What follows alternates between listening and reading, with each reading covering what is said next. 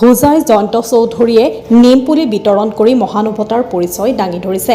হোজাই জিলাৰ অন্তৰ্গত ইছলামনগৰ ক্লাষ্টাৰৰ CRCC তথা বিশিষ্ট সমাজ সেৱক শিক্ষক জয়ন্ত চৌধুৰীয়ে হোজাইৰ বিভিন্ন বিদ্যালয়ৰ লগতে কালি মঙলবাৰে কুমৰাকাটা উচ্চ মাধ্যমিক বিদ্যালয়ৰ ছাত্ৰ-ছাত্ৰীৰ মাজত নিমপুলি বিতৰণ কৰি মহানুভৱতাৰ পৰিচয় দাঙি ধৰিলে। আৰু 2008 চনৰ পৰা আজি তাৰিখলৈ তেওঁ নিজৰ পকেটৰ ধন খৰচ কৰি 50,000 নিম গছৰ পুলি কিনি আনি ডবকা, নীলবাগান, ইছলামনগৰ, হোজাই আদি অঞ্চলৰ বিভিন্ন বিদ্যালয়ৰ ছাত্ৰ-ছাত্ৰীসকলৰ লগতে অভিভাৱকসকলৰ মাজতো বিতৰণ কৰি আহিছে।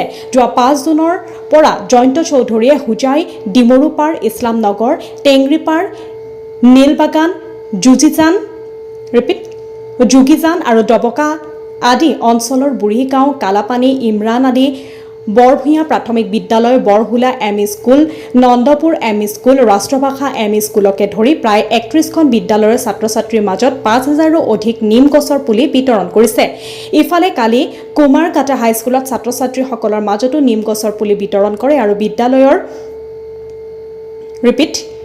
ইফালে কালি কুমৰাকাটা হাইস্কুলৰ ছাত্ৰ-ছাত্ৰীৰ মাজতো নিম গছৰ পুলি বিতৰণ কৰে আৰু বিদ্যালয়ৰ চৌহদত ৰোপণ আৰু বিতৰণৰ কাৰ্যসূচীত Hojai circle officer, executive officer, HMB, chairperson HMB, Hojai school পৰিদৰ্শক অনুপ কুমাৰ বৰঠাকুৰ সহ অন্যান্য বিশিষ্ট ব্যক্তিসকলে অংশগ্ৰহণ কৰে। ইফালে জয়ন্ত চৌধুৰীয়ে ছাত্ৰ-ছাত্ৰীসকলে যাতে গছপুলিসমূহ নিজ ঘৰত নি ৰোপণ কৰে তাৰ বাবে এক প্ৰতিযোগিতাৰো আয়োজন কৰিছে। গছপুলি ৰোপণ কৰি তাৰ ফটো পঠোৱা পৰীক্ষাৰ্থীক পুৰস্কাৰো প্ৰদান কৰিব।